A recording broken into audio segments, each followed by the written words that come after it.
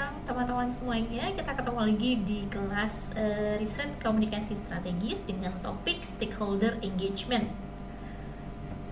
Nah, di stakeholder engagement ini saya akan menjelaskan beberapa konsep dasar gitu terkait dengan stakeholder engagement dan bagaimana nanti mempraktekkannya atau mengimplementasikannya dalam sebuah riset.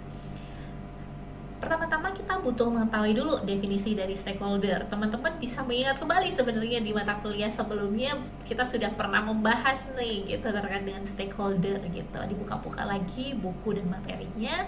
Tapi pada dasarnya Green mendefinisikan stakeholder as the people who have a stake or a vested interest in the program, policy, or product being evaluated, and therefore also have a stake in the evaluation. Intinya adalah orang-orang atau publik yang berkepentingan terhadap kegiatan yang dilakukan, gitu ya. Kegiatan di sini konteksnya luas ya, bisa campaign, bisa CSR misalnya. Karena mereka punya kepentingan ini, maka mereka butuh untuk melakukan evaluasi atas event atau campaign yang sudah dibuat. Sehingga kemudian ketika kita memahami stakeholder engagement, kita harus mengerti bahwa ini adalah konteksnya untuk mengenali partisipasi. The participation of stakeholder in one or more components of the evaluation process. Apakah selama campaign itu dilakukan, stakeholder ini terlibat atau tidak sih? Jadi ada partisipasi langsung atau tidak sih terhadap program yang dijalankan. Kenapa? Karena menurut Green lagi, involvement in here implies as a role beyond providing information or responding to data gathering instrument. Jadi ketika stakeholder ini terlibat dalam kegiatan, mereka tidak hanya menyediakan data tapi juga merespon atas kegiatan tersebut. Stakeholder who are involved in a evaluation process contribute to important decision regarding evaluation planning, implementation, and use. Dengan adanya keterlibatan stakeholder, ini akan punya impact yang besar teman-teman ke kegiatan selanjutnya, termasuk perencanaan, pelaksanaan, dan implementasi. Sehingga ketika stakeholder terlibat di sini, campaign yang kita kerjakan, program-program komunikasi yang kita kerjakan bisa lebih bermutu, gitu ya. Sehingga apabila kita lihat stakeholder engagement yang memiliki utilitas, fungsi, dan juga nilai yang baik akan menghasilkan satu, ownership. Orang-orang yang dikenai program ini akan memiliki rasa memiliki gitu, akan memiliki rasa memiliki terhadap program, kira-kira gitu ya. Jadi mereka nggak akan cuek, nggak akan acuh tak acuh, tapi mereka punya willingness untuk join, develop, kemudian mengembangkan, ngasih saran gitu misalnya ya. Sehingga akan meningkatkan ketertarikan, appreciation, and evaluation, dan akhirnya bisa ngasih rekomendasi sehingga kegiatan bisa berjalan dengan lebih baik. Credibility gitu yang kedua, sehingga kemudian perusahaan atau organisasi misalnya yang melakukan program bisa memiliki kredibilitas yang lebih bagus. Kenapa begitu? Program-program yang sukses memiliki engagement yang baik dengan masyarakat biasanya akan didukung. Jadi besok lain kali kalau ada kegiatan dari PT ini nih, atau dari kantor ini, atau dari organisasi ini, mereka cenderung akan lebih terbuka. Oh, ayo aja gitu misalnya ya, akan lebih mudah. Lalu yang ketiga adalah relevance. Consider stakeholders information and needs and promotes the timelines gitu. Ketika sebuah program mendengarkan stakeholdernya, mereka akan menjawab kebutuhan dari stakeholder itu sendiri, dari masyarakat itu sendiri, sehingga relevansinya akan lebih tinggi. Ketika relevansinya lebih tinggi, program dibutuhkan, tentunya masyarakat akan semakin mendukung. Kira-kira gitu ya. Jadi ownership, credibility, and relevance ini semuanya berhubungan jadi satu kayak triangle yang nggak bisa dilepas satu demi satu kaitannya. Dalam konteks yang lebih general, sehingga kemudian ketika memiliki stakeholder engagement yang baik bisa menciptakan a better plan and more informed policies, project, program, and services untuk si pemilik program. Stakeholder engagement can be mutually beneficial, tidak hanya untuk masyarakat tapi juga untuk pemilik organisasi. Untuk stakeholder, the benefits of engagement include the opportunity to contribute as experts in their field to policy and program development. Mereka bisa ngasih ide, besok lagi bikinnya yang ini nih, masyarakat di sini misalnya butuhnya itu bukan program air bersih, tapi lebih ke pendidikan misalnya. Jadi kita tahu, kita bisa ngasih saran, besok pagi datang program yang sesuai dengan memang yang kita butuhkan. When people engage with the program, their issues heard and participate in the decision making process, it make the program have a better quality gitu ya. Gitu. Jadi jangan hanya bikin programnya donasi aja gitu.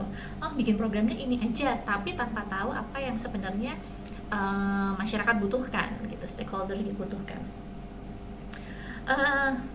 Ketika kita membicarakan engagement dalam prakteknya ada 5 tipe teman-teman. Yang pertama adalah inform, consult, involve, collaborate, and empower. Ini kayak tangga gitu ya. Jadi level pertama dari stakeholder engagement adalah inform. Ketika teman-teman atau sebuah organisasi berhasil memberikan informasi atas sebuah program dan mereka tahu, itu baru satu step. Awareness gitu ya, kadang-kadang kita bilangnya awareness, itu baru satu step. Inform itu provide stakeholder with balance and objective information. Itu level 1 dari stakeholder engagement. Yang kedua adalah consult. Kita mau bikin program, lalu kita bertanya ke masyarakat. Jadi we seek views and inputs from the stakeholder, obtaining their feedback on analysis, or maybe give alternatives or decision at key steps of the evaluation process. Jadi sebelum kemudian kita benar-benar membuat, kita tanya dulu, sebenarnya apa sih yang paling pas, apa sih yang kalian butuhkan, kalau saya seperti ini seperti apa gitu. Level yang ketiga adalah involvement. Ketika kemudian stakeholders atau di sini konteksnya community misalnya atau masyarakat kemudian bisa menyampaikan concern-nya atau perspektifnya kepada organisasi atau perusahaan. Sebenarnya kami pengennya seperti ini. Isunya seperti ini. Jadi mungkin akan lebih baik seperti ini gitu ya. Nah, itu mereka sudah involve terhadap kegiatan yang dilakukan oleh organisasi. So, involvement in here is work directly with the stakeholder throughout the process to ensure that their concern and perspective are consistently understood and considered.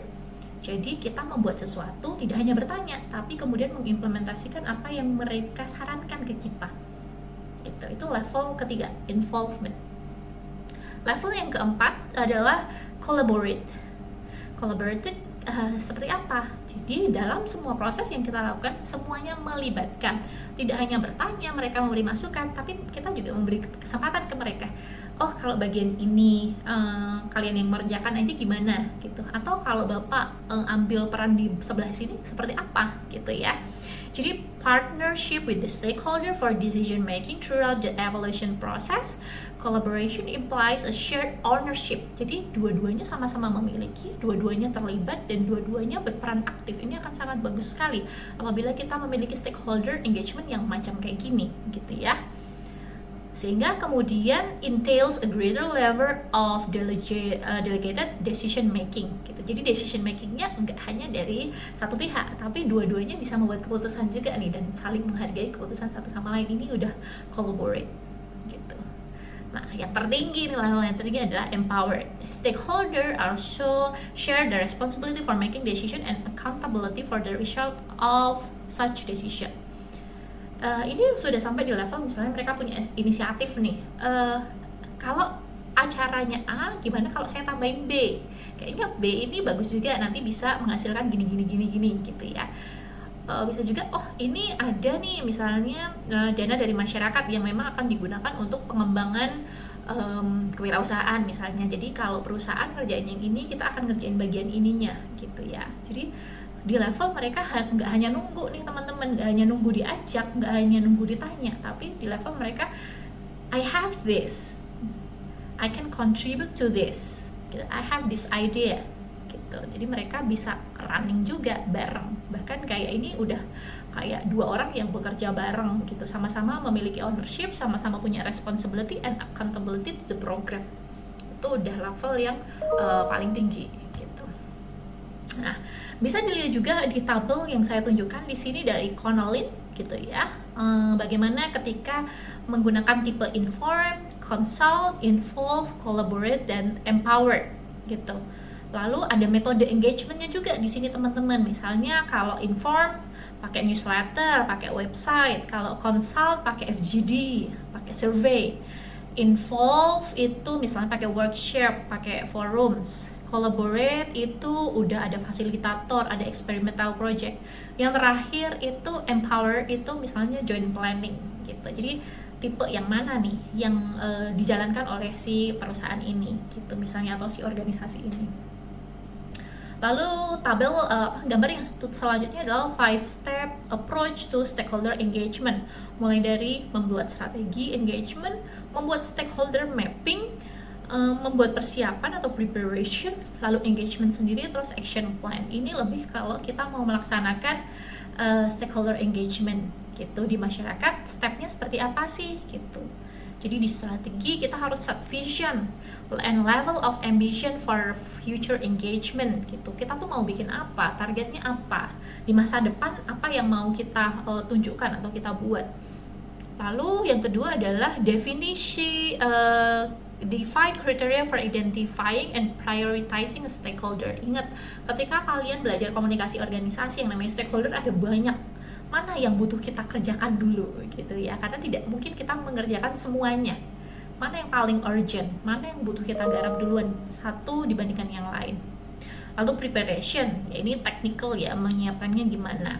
Lalu menciptakan engagement seperti apa, ada kontribusi, mitigasi, fokus on the priorities, communication, dan lain sebagainya.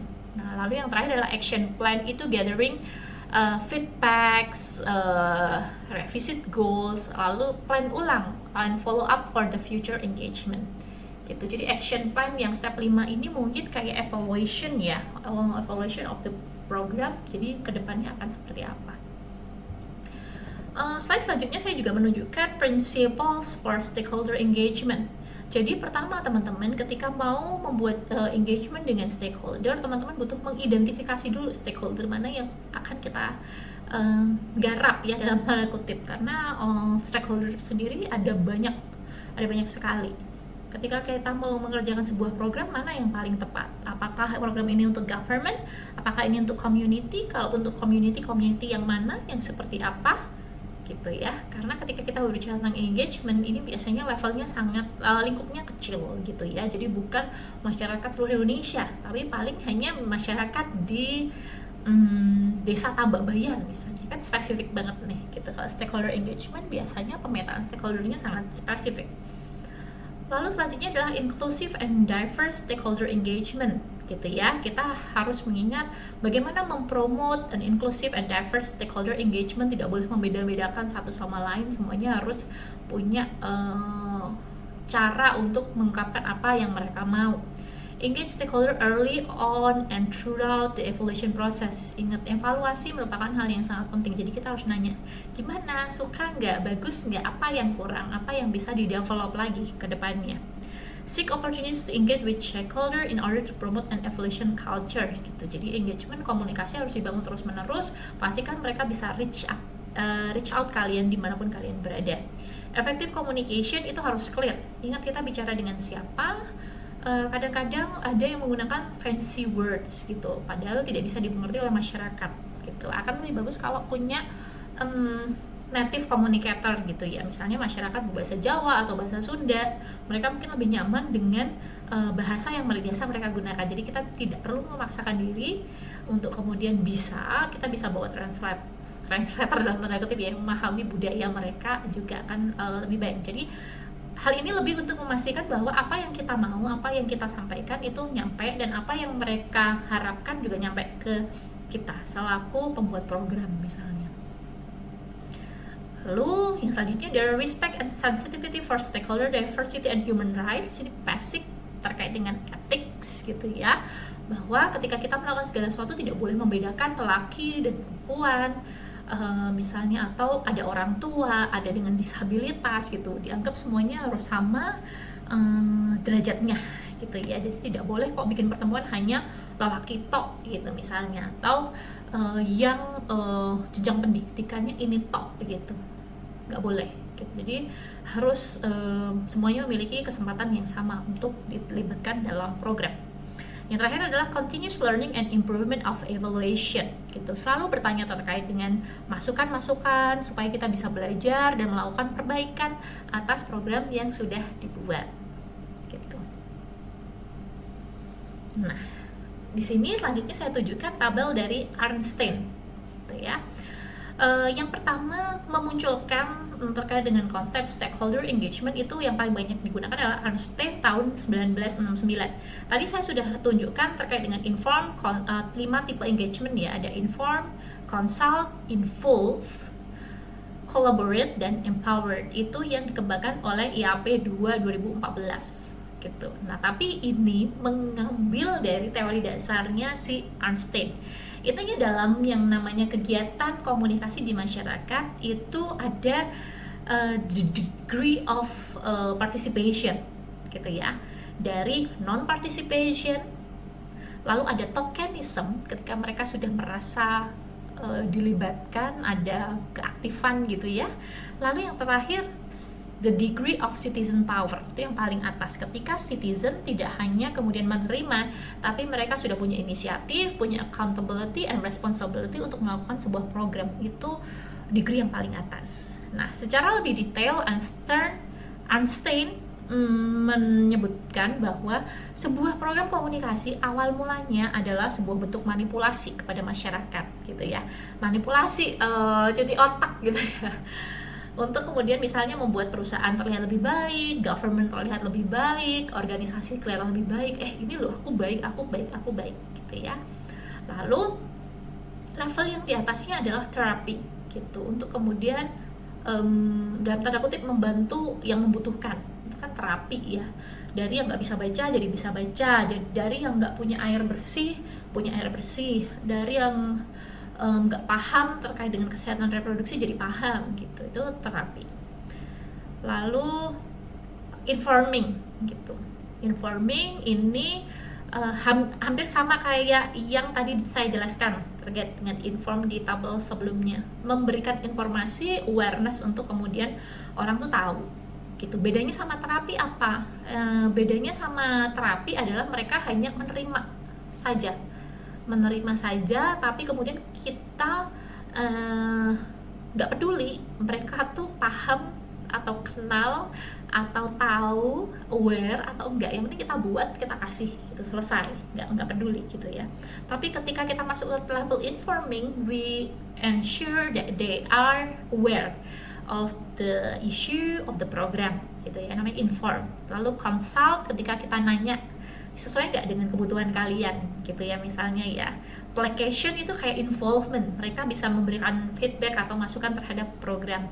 Partnership itu collaboration, tadi yang sudah saya jelaskan, jadi mereka diberi wewenang untuk mengerjakan sesuatu. Nah, empowered di Arnstein dijelaskan atau dijabarkan menjadi dua hal, delegate power and citizen control gitu ya, sama-sama memiliki kuasa atas program gitu. Cuman kalau delegate power itu ibaratnya ini aku kasih kamu wewenang untuk mengerjakan ini gitu ya. Kalau citizen control itu dia lebih kayak punya authority terhadap program. Oh enggak, ini kan di desaku, jadi kita harus mengerjakan seperti ini. Saya rasa saya lebih tahu di bagian ini, jadi saya akan lebih involve untuk di bidang yang ini. Nanti kalian mengerjakan di sebelah sini saja, nanti yang terlibat, nah gitu. Jadi dia lebih controlling gitu ya on your program gitu. Nah, nanti kalian mungkin punya pengalaman langsung nih ketika mengerjakan kegiatan KKN gitu ya. Mana masyarakat yang hanya inform, mana masyarakat yang non-participate, nggak peduli gitu ya, mana masyarakat yang controlling the program gitu, karena tipikalnya akan ada bermacam-macam nih kalau kita membicarakan terkait dengan masyarakat.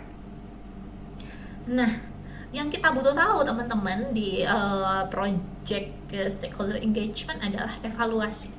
Bagaimana caranya kita mengevaluasi program yang sudah dikerjakan. Ada worksheet terkait dengan stakeholder analysis tool. Jadi di sini dibagi menjadi 4 kuadran. di mana ada level influence yang tinggi, ada level interest.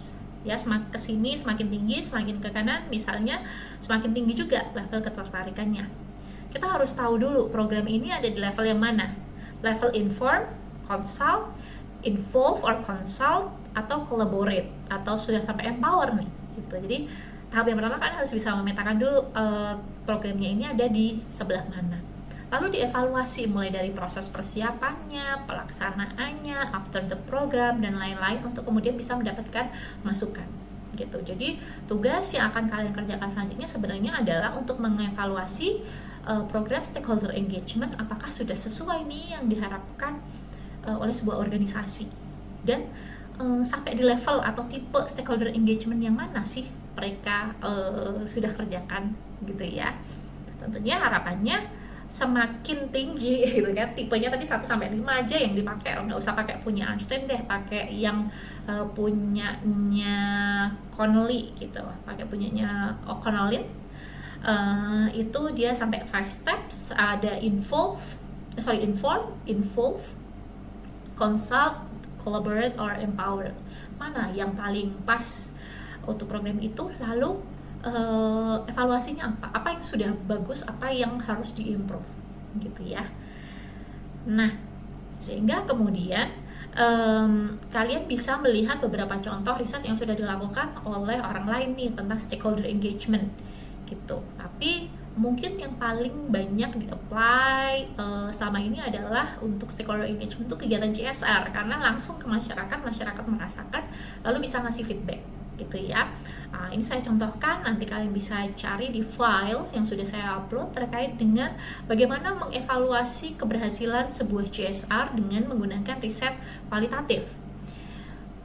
Misalnya kita mau lihat nih implementasinya CSR perusahaan tertentu X gitu ya, perusahaan tertentu, banyak banget ya perusahaan yang melakukan kegiatan CSR sebenarnya gitu, karena mereka wajib, perusahaan PT itu wajib untuk melakukan CSR ke masyarakat gitu. Dan biasanya CSR yang mereka buat itu untuk kemudian developing reputasi perusahaan. Nah, ini sukses apa enggak gitu. Nah, ini bisa digunakan untuk mengontrol atau mengevaluasi program komunikasi yang sudah mereka buat. Nah, teman-teman, nanti kalau ada yang kurang jelas, kalian silahkan buka di Find. Semua materi sudah saya upload, ada jurnal, ada buku, dan ada panduan untuk stakeholder engagement. Semoga kalian bisa memahami dan menjadi seseorang yang bisa mengerjakan program-program kampanye ataupun CSR di masyarakat, dan bisa menciptakan stakeholder engagement yang baik dalam program kalian. Terima kasih.